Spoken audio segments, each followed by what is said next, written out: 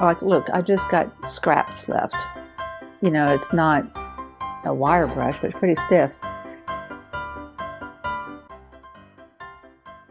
Hi, welcome or welcome back. I am Dawn and I'm at the lake. So this channel is called Dawn at the Lake. And on this channel, we are moving the needle about all the arts of quilt making, whatever they are. I want to explore all of them. And we do all that, moving the needle one stitch at a time. That's kind of my motto around here.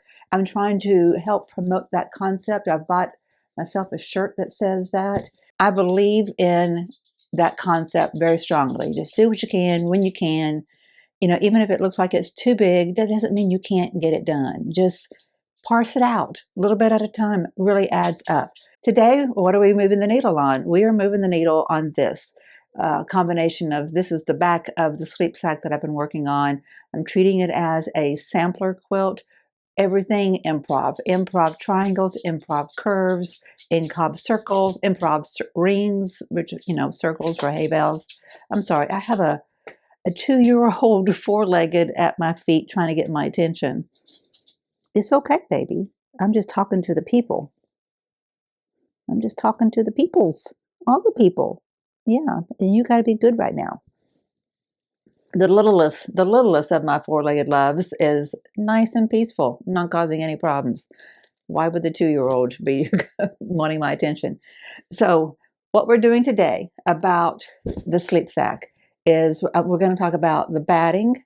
We're going to be talking about the lining, because I'm ready to put this back onto a sandwich and get it quilted. And we're also going to be using, I don't know how much of this I'm going to get done in this one video. I'll tell you soon, we'll know. And then this white flannel is for making the cotton bowls. And those will go on this area down here. I'm going to start off working on that first, because I just feel like I really need to finish the surface of all my different pieces, and then I can get busy quilting, and then I can get busy putting this thing together. It's gotten chilly enough in the evenings here that I really want my grandbaby in this thing.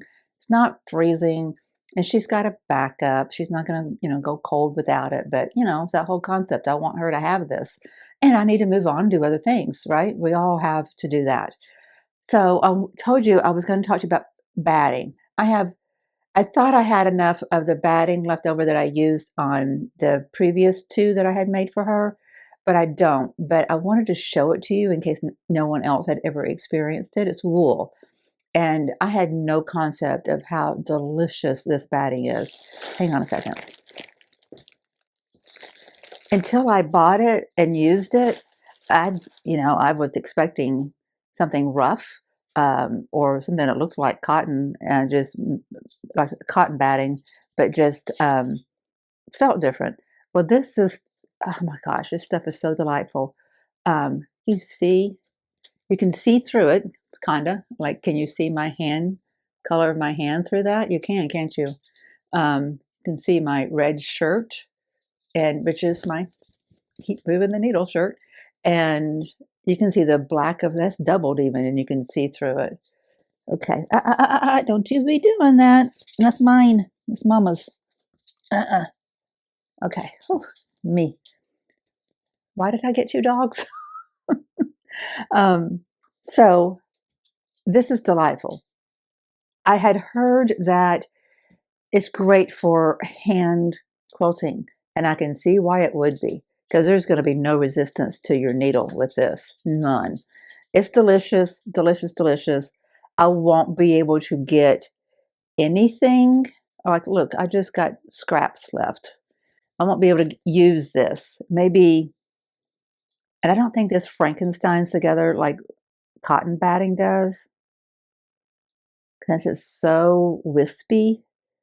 It's so porous, really fragile. I don't know that you can Frankenstein this together. So I don't think I'm going to be able to use any of this. But for comparison's sake, this is what I normally use.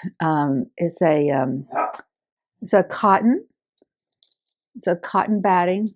It's pretty thin too. I really do enjoy. Ruby, no. No, do you need to go outside?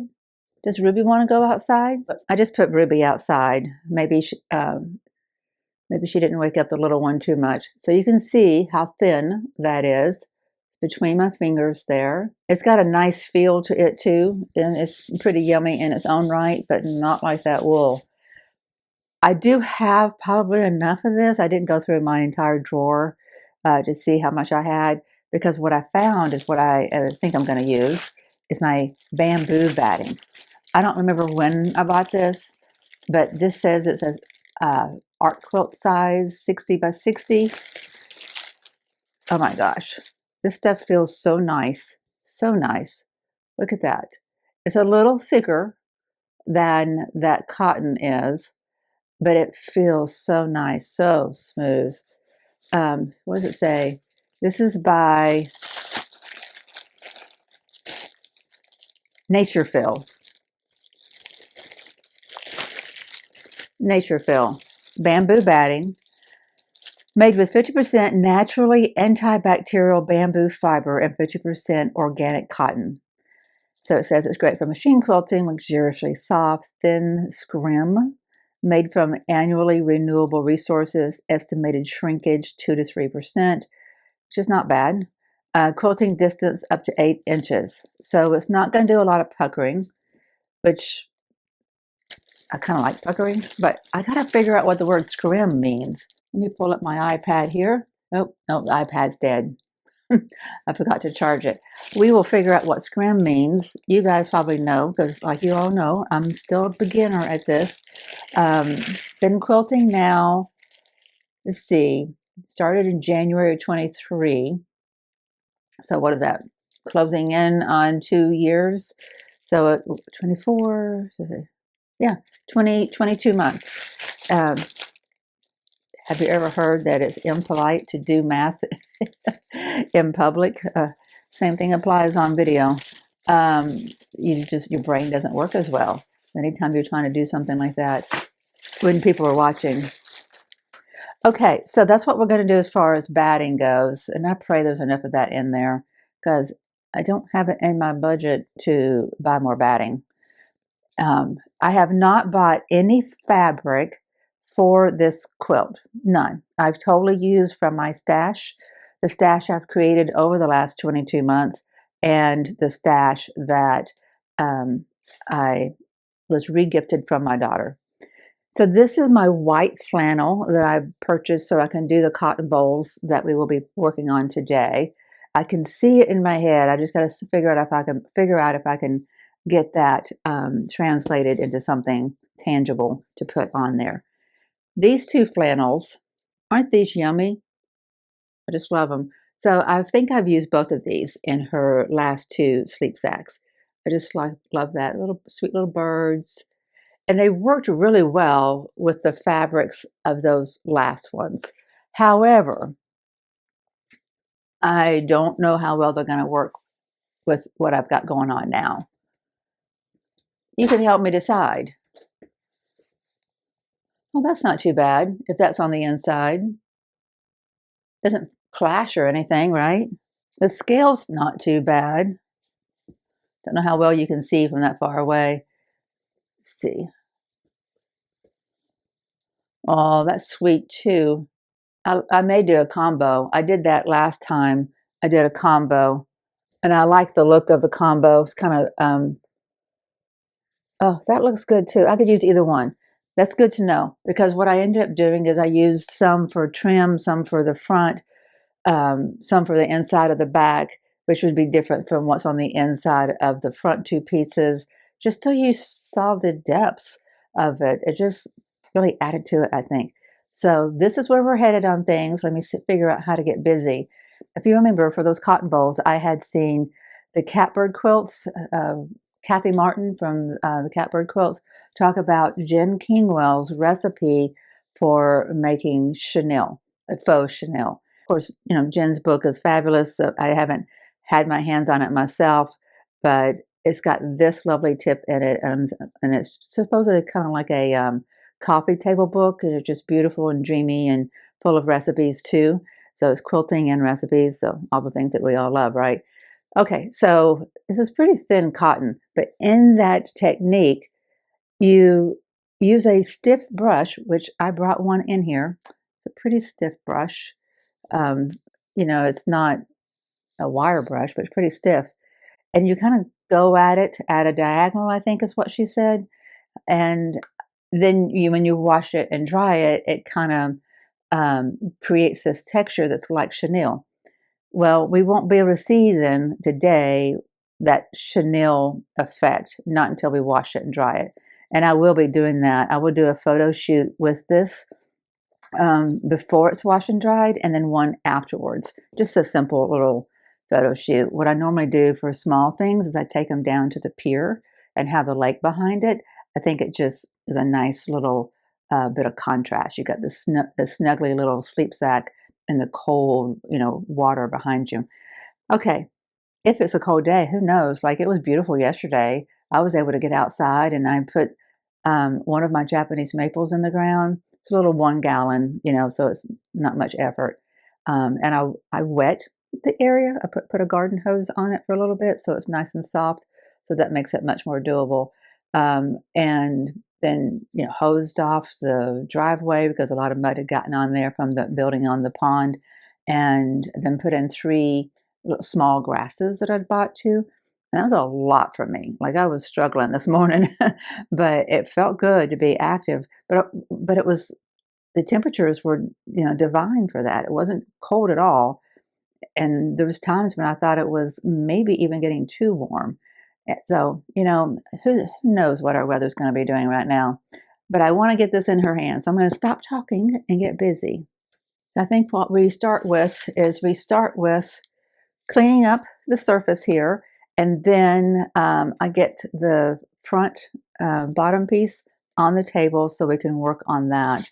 I gotta say thank you to everybody who's been commenting.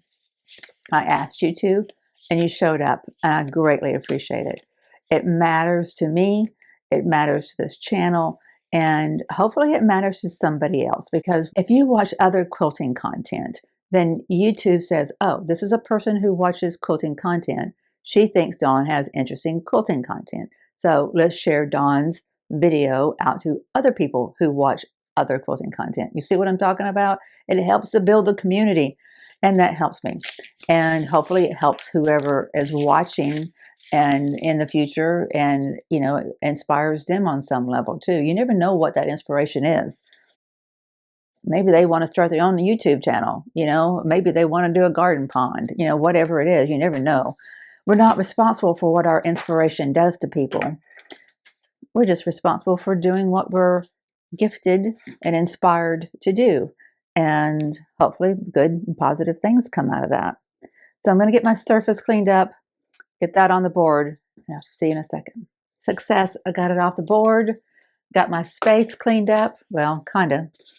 Got to move my fusible, my pencil, and my applique pens. Well, I may need those. I'm going to leave those there. Okay, now I'm getting nervous. Not because I'm going to do the cotton balls, but I'm getting close to the point where I have to think about how to, garment making, how to put this thing together. And that's not my forte. I'll have to pull out the instructions that I got from the last time. I got 2 different ones off Etsy, and they both had some issues. They weren't clear, but I think I made notes on everything, and I hope I did. I hope I did, because I need them. Part of this is not trimmed properly, so I'm going to put my pattern back on here, make sure that it's trimmed as it needs to be. Yeah, it's just a little more narrow than the pattern, and it's not quite as tall as the pattern. So it is what it is. It's not going to be bad because, like I had told you guys, it's oversized as it is. Okay, let's get you a view. See what I mean? That part right there had not been trimmed. And you can see how it doesn't quite go all the way over to the pattern, but I'm not going to worry about it. I'm just going to trim this section right here up, keep it on that same angle, because it was straightening up here anyway. The whole pattern was. Everything looks fine on the other sides. It's all good. Okay. Now, Next step, after we get this trimmed up, is I gotta figure out what the heck I'm doing with the cotton bolls.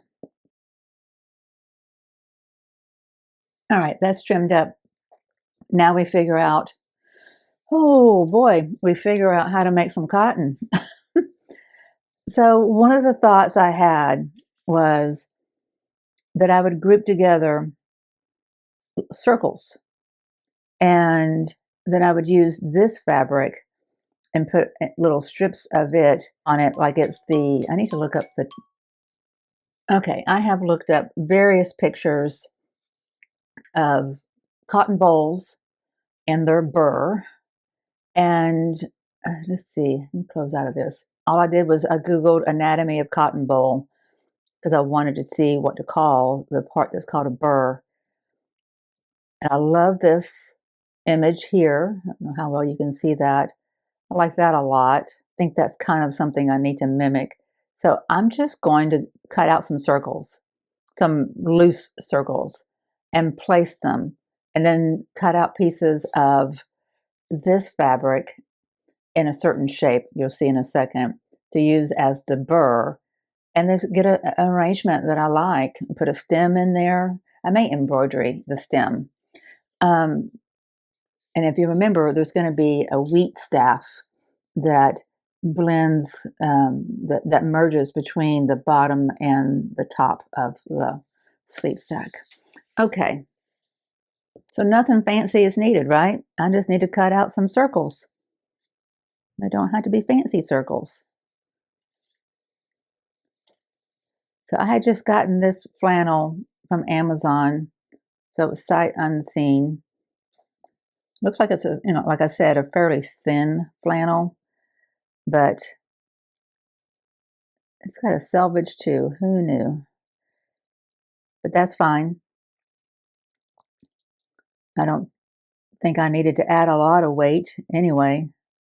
I wish I had thought to take the time to experiment before I went to just placing these,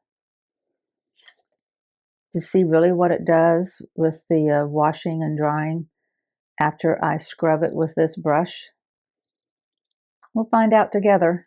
I'm not worrying about perfection of my circles. That would look too fake. I think that's funny that I'm worried about this looking too real. I might be delirious. So I wonder if there is like some formula to cotton bowls, like if there's 1, 2, 3 little puffs of cotton per bowl, or is there 3, 4, or 5? That might be a good question for me to ask Mr. Google. I have found that what you find when you are asking Google questions is that you only get information as good as the questions you ask. I'm just going to go with 3, I think, unless I decide it needs 4. I'm going to pull it away from the seam because this will be in a seam allowance. I don't mind it being close down here, but don't want it caught up in the seam. It would add too much thickness. Okay, let me get 3 more and then we'll start experimenting. Kind of feel like I might need like 1 here, 1 here, and 1 there. So I need to do 3 more of these. So 9 more little circles. So, and just like that, look, nothing changed. I wish my finger snapped like everybody else's. Actually, before I cut anymore, I thought I'd go back and look and count. Like this one has 4 little tufts of cotton. This one has 5. So I don't think my 3, even though they look fine, that look like they would represent cotton fine, I don't think it's as accurate. So I'm going to do 4 or 5 for each little tuft. But I like what this image does for me. It shows me, see how well you can see it. Let's see if I can make that bigger. Yeah, see here, that one's nice too.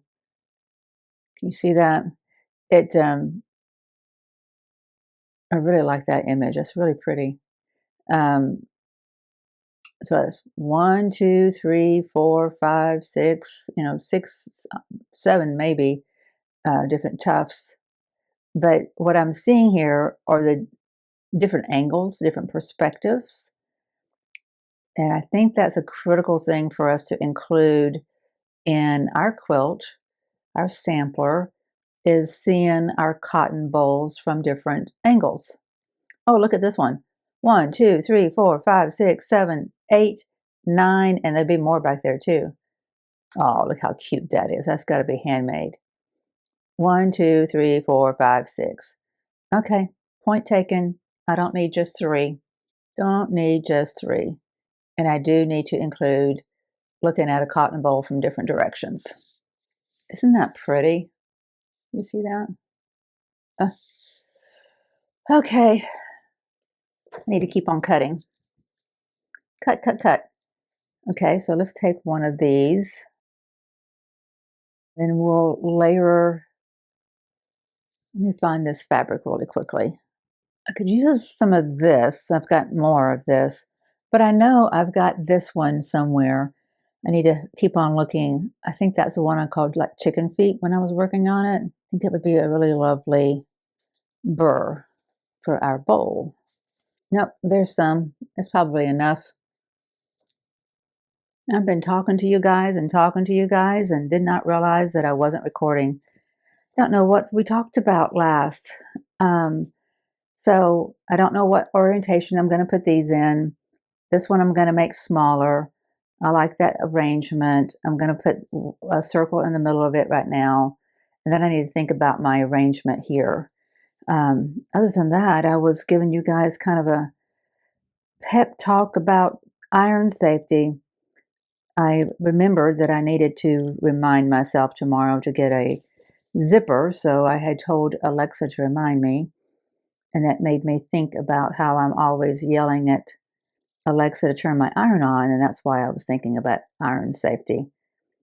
So I thought I would take an opportunity to tell you what I do for iron safety in case it inspires anybody else to step up to do the same, or just, step up your own iron safety. But in my personal opinion, dying by fire is not how I want to go. And so I take it very seriously that an iron gets really hot.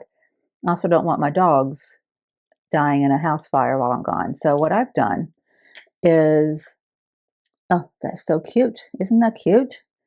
What I've done is I put my irons on a smart socket, and then I can control them by Alexa. So that smart socket makes the iron go off 3 or 4 times a day. And then I can tell Alexa whether I'm, upstairs or gone. I can look at my app and I can tell it to turn off. So, when I turn my lights off in this room, it should turn off the iron. But if, I like to have a lot of backup to this whole plan because, like I said, I'm not afraid of dying. I just don't want to die by fire.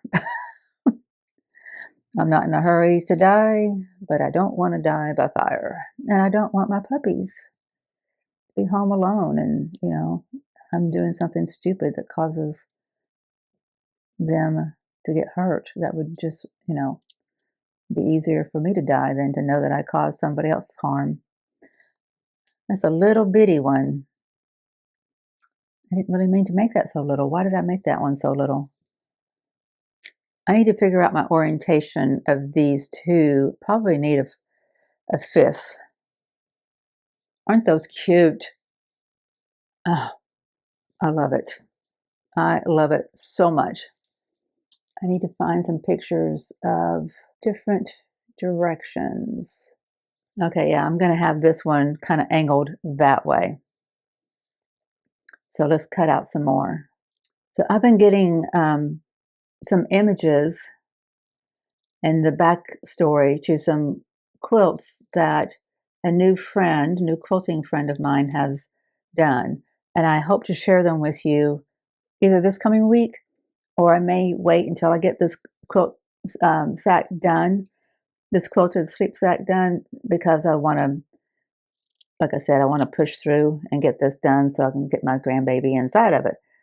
But just know that we're going to showcase one of you soon, and I will tell you more about that in that video. I don't want to do any spoilers. You know, we did one for Sherry, and I thoroughly enjoyed doing that. And I want to do one for this other person. And, well, I don't know if there's any reason to not. Anyway, Vicky. Vicky Joe. She's also known as So Joe. So you may see her channel sometimes. She's a moderator for Deb at Our Time to Quilt. And she's just a lovely soul. And she's done a lot of creative things, a lot of, she's kind of branching out a little bit, I think you could say, doing a variety of things. Sorry, I'm hesitating because this one image that I'm looking at is nice and long, but it looks weird in comparison to that.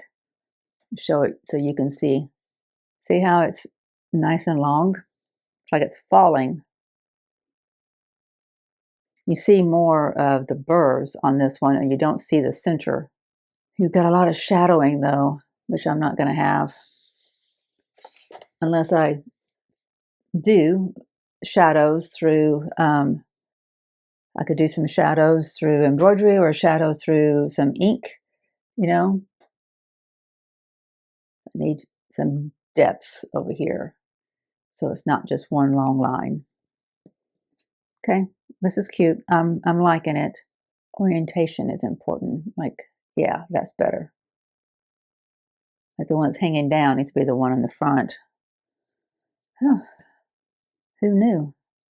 Learning all the things about cotton. For any of you who are thinking about doing a YouTube channel, I just gotta say, I think as soon as I found out that this is called a bowl and that's called burrs, I thought that'd be a great YouTube channel name. Bowl and Burr, or Bowls and Burrs, or Bowl and Burrs. Maybe it doesn't roll off the tongue like I thought it did. Okay, that looks more like it. Now, let's get some burrs in there. I'm going to do these burrs. I'm going to sample doing them with a different fabric real quick. Since you're seeing it from a different angle, you're seeing no. You see how light the inside of the burr is on this particular image anyway. But that was a royalty-free AI generated. So who knows what it really looks like. I'm going to stick with the same fabric for each thing, so it's unmistakable what it is. So let's get some burrs cut out. These are a little bit more, at least in this picture, and of course, again, it is AI generated. They have more of a shape to them. By the time you see this, the thing I'm about to tell you about is going to be over already. But I am so looking forward. It's about 24 hours from now that we get to hear from Alex at the Quilt Show. Tell us what the 2025 block of the month is. I am so looking forward to that. I don't know that I'm going to do it. They're going to, I got so much on my plate that I want to finish. I wanted to finish the Pick A Petal 2024. And oh, that looks cute. And I've got other projects I want to finish too, right? So to start something else in January, will I be ready? It's questions I got to ask myself. And I don't like being behind, and I don't like pressure. And I've got the unicorn and the Mars quilt that are really important to me to finish. And then the Piece and Quilt one that I was doing. And then what was the other one? The Motive Blockheads. Both of those are gifts. So that was important to me to finish. But doing the ones for the young people in my life, that was particularly important for me to finish. Oh, that's looking good. So I want to make sure I don't start anything that I can't finish. Now, my learning curve on the next Pick a Petal will be, hopefully, be less severe of a curve. It was pretty severe this time with Pick a Petal. Like all of this applique and preparing your fabrics and all the pieces, how to use a template, and it was all new. Like everything I'd done up to that point was, squares and rectangles, which really speaks peace to my mind. Oh, yes, this is so cute. So cute. Oh, I just dropped the flannel and I had to pick it up. Oh, my body is yelling at me. And like I said, I think I told you, I did a little bit of stuff outside yesterday, which is, a big deal for me. And it felt good. It always feels good to push yourself. But my body's telling me about it today. So you don't really see any on this back side. I'm trying to figure out, I think how they're giving you dimension here is that they're not showing you the center. Yeah, having all the burrs on this side, or primarily on this side. I think I need a bowl right here that's smaller. Yep, I think so. One of the takeaways I want you guys to have from this sampler quilt is that, I just dove in and had fun. Didn't spend $1 yet. I got to buy the zipper. And assuming that I have enough batting, I don't have to buy any batting. I reused stuff I already had. Oh, see, that looks much better. It looks like it's got direction. I think, I think it needs another little tuft coming out of here of a burr. I love all the quilting fabrics that are out there. I love fabrics and textiles, yarns and threads so much. So I'm not telling you not to spend money on such things. I'm just saying that don't feel like not having money is a reason that you can't quilt or that you can't make something cool. You can go to a thrift store and do look at Kathy from Catbird Quilts. She buys all of her fabric from thrift stores as men's shirts. I've done some of that. Okay, that looks good. That looks good. Yeah, that looks good. Okay, let's put us one here. And then when it's all said and done, and this is attached to the top, I may put another one in here. We need to figure out what the perspective is on this one. This one's turned that way. These two are facing you. Could just go with those three, but it needs something there. And it really is going to need something here, but I want it to bridge from bottom to top. Okay, so if we do this one, like make 3 of these little puffs and have it kind of facing that way. Kind of like that. Let me make some more puffs. I've got a question for you guys. Do you do lives? Tell me about it in the comments. I want to hear your thoughts about your projects. Number one, I'd love to get more projects emailed to me. I'd love to meet more of you. And that leads me to the question of lives. Lives are a great way to get to, connect with people. And that's wonderful. I love that. But for some reason, doing a live just really intimidates me. Like I've never been one. It's odd because I can sit here and talk to the camera all day long, and I know that, hundreds or thousands of you are going to see me do it, do what I'm doing and hear me. But to actively be in front of a bunch of you at the same time, and it's all live, that worries me. Number one, I don't know how to get my dogs to behave long enough I could see myself doing a live and all you can hear at me in the background is letting the dogs in and out and talking to them and telling them this or that. That would be uncool. But do you like lives? That's what I was getting to. Do you like lives? Should I be trying to work myself towards doing lives? Would that be something that, y'all would be interested in? Okay, see, that already looks good, having that one pointed that way. And then there should be a stem that connects these three and this one. Oh, love it. Love it. But yes, we still need one that goes up there. So I have all these, I'm not done yet, of course, but I have all these wonderful little applique pens that are fantastic. See how little those are? Don't look at how dry my hands are. I had to scrub them pretty good after being in the yard yesterday.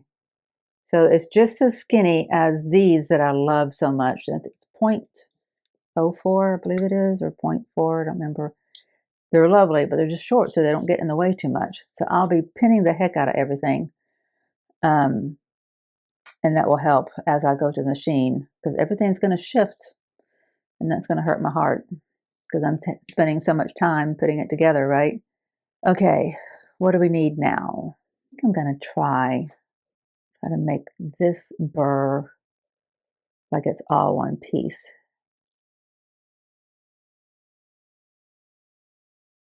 Oh, do we like that?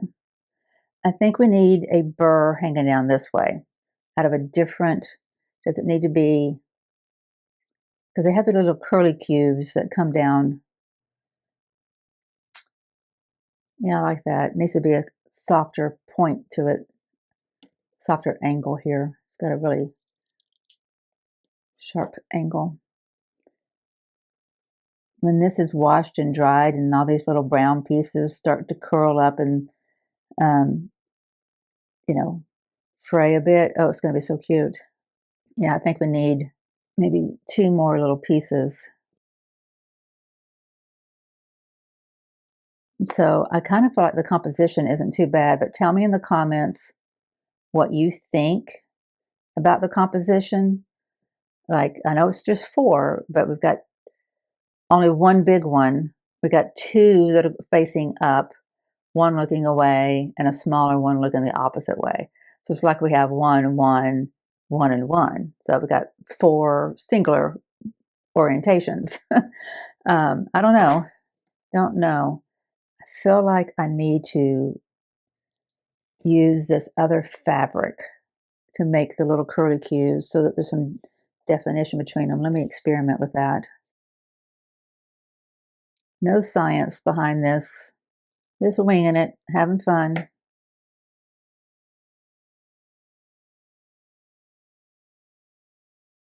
Okay, that looks awfully cute. You can see what it looks like in the display. Oh, that does look cute. Still feel like there ought to be a little center like this guy. I don't know if that's considered a burr or what that is. I'm sure it's got a name. I just haven't looked it up. Still feel like you should see like a little glimpse of one right there. Let me stick a little piece in there and see what happens. Before I cut anything any bigger, let me just use this piece that's right here.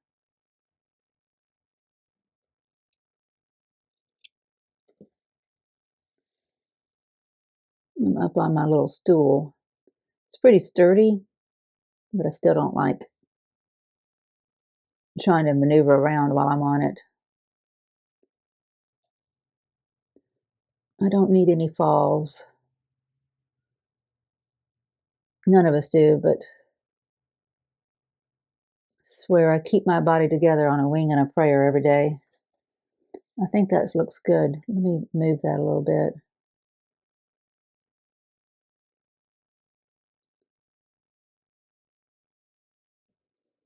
Oh, I did need that. Isn't that cute? Cute, cute, cute. All right, I'm going to pin the heck out of it. I think that's what I'm going to do. Yeah, I'm going to pin the heck out of it with these little cute little yellow magic pen, applique pens, and then do my best to sew it together. I don't remember if I have a manual to this machine. I remember thinking that I didn't have a manual to it, to my brother machine that my friend's loaning me. It's on a permanent kind of loan, you know, but we both know that she wants it back at any time. All she's got to do is say, "Hey, Dawn, I'm ready for it." But anyway, my point is, I got to figure out how to lower my feed dogs on this machine. I know I figured it out once. I can do it again. I have a booklet for it, which I put by the machine at one point, thinking it was a manual, but it's just like a setup guide, how to get going with it. These pens are fantastic. They really are. Little, they got nice grips. Something else I'd like to hear from you guys. How many of you, oh yes, this is a really important question. How many of you have a U-shaped workstation, like where your sewing machine is in front of you and to your right is either your cutting and or ironing, and then to the left is the other, or so it's either U-shaped or L-shaped, but it's all while you're sitting down, like you don't have to move to get your project done. I had that kind of setup January through, I don't know, March or something of last year when I first got started, because my spinal cord was still tethered, so getting up and walking around wasn't an option. I could just sit. I couldn't really get up. And I ended up breaking, I had a new occipital cervical fusion. So that's a fusion that goes from the back of your head down through your neck. And I ended up breaking one of the screws because I was leaning, you know. Now, not everybody would do that, of course. But anyway, my point is, it made me appreciate what kind of torque we're putting on our bodies when we're in that kind of setup. That's why I have my setup the way I do. I have to be squared on. Like I'm standing up here, I sit at the sewing machine, and I stand at my pressing station, and I'm squared up with it, like straight on. I'm not leaning. And if things are high, so I don't have to lean over either. Those are cute.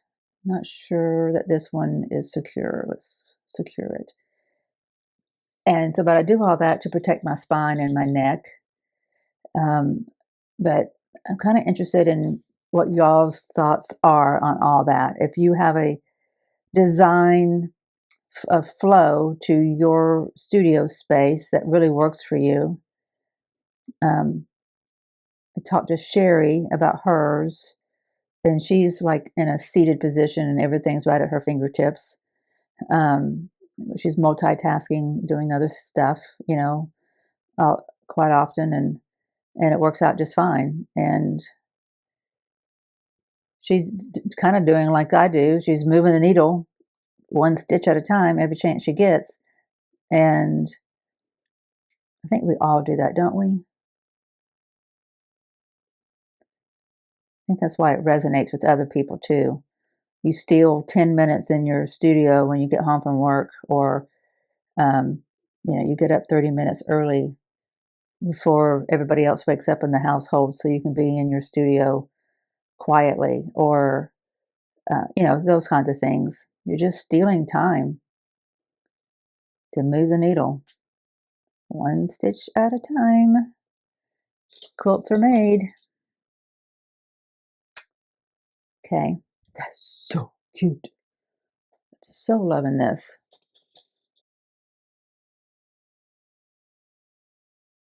I'm not going to want to take a brush to this when I get it done. It's going to be a little tedious doing this applique on the machine. Part of me thinks I need to use a really thick thread to baste it all in place. Thread baste it in place. Not opposed to doing that still. Like these pinning it, it's kind of secured things so I can thread baste it. See, I'm probably going to echo quilt and then internal echo quilt. Anyway, it's going to be secure. I'll make sure it's secure. Don't worry. I don't like how that angle right there is covering up there. So cute. I hope it looks as cute to you guys when you see it as it does here in person. Okay, now I get nervous. Do I want to thread baste it? What would you do? Of course, it's going to be all over with by the time I see your comments, but still want to know what you would do if there's a better solution. Because ideally, I would take up all the white and I would just have the brown burrs in place, sew those, and then put the whites back on and do them, and then do the center pieces. That's construction-wise, that's what makes sense. But I didn't want to risk, my placement of everything was intentional and really makes each bowl. So I didn't want to mess with that. I feel like I kind of got lucky with my placements. I'm going to just go with this. Just going to go with it. It's how I've done everything else. I don't like my hay bales, but they're working and I like them. So I'm just going to go with this. I'm learning, right? Play is all about learning. So I'm going to put brown thread. I think that's what I may have in my machine already. Brown thread and do all my burrs. Just going to go up and then make like a little leaf. I don't know what you call it, but you get all the little branches that come off the center of a leaf, and kind of do that on my burrs. And then on the cotton, I'll just do, I probably will just go around each circle. And yeah, just do that. Because I don't want to hold down the center. I want it to fluff up. I want to feel the texture. And it's going to have some quilting on it too, maybe. We'll see. We'll see. One thing at a time. I'm going to take it to the machine and get the burrs sewn.